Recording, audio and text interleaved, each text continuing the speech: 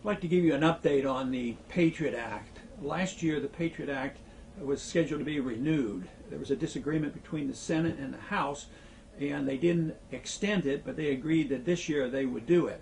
Right now, I think the scheme is that they're going to pass it as quietly as possible. Yet we hear now that there are going to be some meetings this week in the Senate Judiciary Committee, and that they are now planning to get this bill and law renewed. As most of you know, this law was passed shortly after 9/11. It was a perfect example of how we as individuals and Americans have been willing to sacrifice their liberty for so-called security.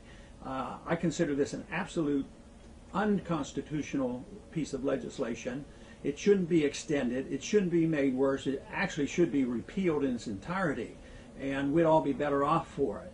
But they're not anxious to have open hearings. They're not anxious to have a new debate. They consider that opening up a can of worms, but it's a can of worms that deserves to be opened because it affects all of us as Americans. And all of us who believe in liberty and believe the rule of law have to be concerned about the PATRIOT Act. It's a great issue as far as I'm concerned because it can bring together a good group of people, both from the conservatives as well as liberals, because we do believe in this case that individual liberty ought to be protected.